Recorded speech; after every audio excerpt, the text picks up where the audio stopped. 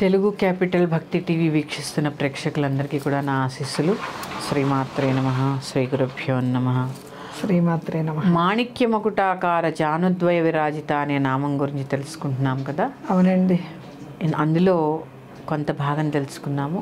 ఇంకొంత వివరణ తెలుసుకోవడానికి ప్రయత్నం చేద్దాం. మాణిక్య అంటే మాణిక్య ఖచ్చితమైన మాణిక్యాలతో పొదగబడినటువంటి మకుటము అంటే ఆకారము. ఆకారం ఎలాంటి ఆకారము? అర్ధగోళాకార కిరీటం. అందుకే ఇందాక చెప్పగా టోపీ లాంటి కిరీటం అని. అర్ధగోళాకారం కిరీటం యొక్క ఆకారము కలిగిన జానుద్వయము అంటే మోకాళ్ళ జంటచే విరాజిత శోభిల్లేటటువంటిది.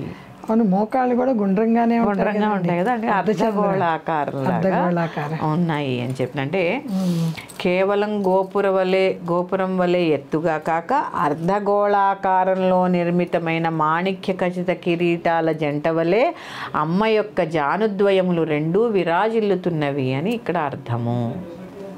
జానుద్వయాలు, ద్వయము అంటే రెండు చెప్పారు.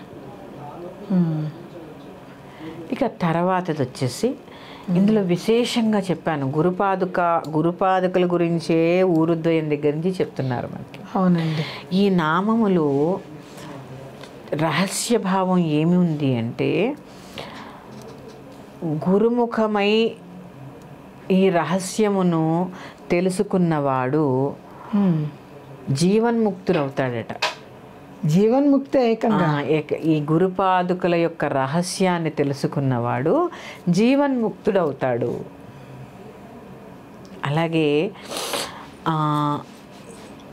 మొత్తము ఈ ప్రకృతి రూపమంతా కూడా చరణద్వయ స్వరూపముగానే ఇక్కడ మనకి చూపిస్తున్నాడు. ఇదే రహస్యం. అంటే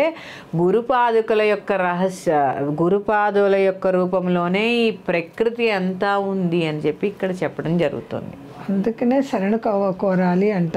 నీ చరణములే శరణము అని ఎందుకంటారంటే ఇందుకే సృష్టి అంతా నిండి ఉన్నది చరణములే. ఇక్కడ మళ్ళీ చూడండి, అమ్మ కాలి కిందే భూగోళం ఉంది. యాదేవి సర్వభూతేషు గురు రూపేణ సంస్థిత. యాదేవి సర్వభూతేషు గురు రూపేణ సంస్థిత. నమస్తస్తే నమస్తస్తే నమస్తస్తే నమో నమః. ఆ గురు స్వరూపాన్ని కనుక మనం తెలుసుకోగలిగితే జీవన్ముక్తులవుతాము. అందుకే ఈ జానుద్వయాలు ఊరువుల దగ్గర ఈ గురుపాదుకుల యొక్క ప్రస్తావన తీసుకురావడానికి కారణం గురు స్వరూపిణిగానే ఉంది ఆవిడ. అలాగే శివశక్త్యైక రూపంలోనే అంతా నిండి ఉంది. శివశక్త్యైక రూపము అంతే కదా, వామాంక స్థిత అయి ఉంది. ఆ మార్దవోరుములు ఆ ఊరువుల యొక్క మృదుత్వం శివుడికే తెలిసినప్పుడు ఎలా ఉంది? శివశక్త్యైక్య స్వరూపముగా. అందుకే జానుద్వయ విరాజిత. ద్వయం శివశక్త్యైక రూపములో ఏకత్వంలో భిన్నత్వంలో ఏకత్వం. రెండు ఉండాల్సిందే కదా. కానీ మోకాళ్ళే, కుడైనా ఎడమైనా మోకాలే. కానీ రెండు భిన్నత్వం, ద్వయం. కుడి మోకాలి, ఎడమ మోకాలి, కానీ మోకాలే ఏకత్వంలో భిన్నత్వం. ఇక్కడ అదే అంటే శివశక్తి ఐక్య రూపమై ఉంటున్నది. అంటే పరమేశ్వర స్వరూపుడైన సద్గురు సన్నిధిని ఎప్పుడైతే ఆశ్రయిస్తామో ఆ మహోన్నతమైన మకుటమనే కిరీటము ఏ ఆకారంగా ఏ విధంగా ఉంటుందో ఆ విధంగా అమ్మవారి యొక్క మోకాల చిప్పలు ఉంటాయి. ఆ విధమైన మోకాళ్ళతోనే అమ్మవారు అందంగా విరాజిల్లుతూ ఉన్నది. అగమ్యగోచరంగా ఉంది, కొంత అర్థంగా కాకుండా. కానీ ఇక్కడ ఏంటి అంటే, గురుపాదుకల్ని ఆశ్రయిస్తే తొందరగా అమ్మ గురించి తెలుసుకుంటాము అని చెప్తున్నారు సింపుల్గా. మాణిక్య మకుటాకార జానుద్వయ విరాజిత.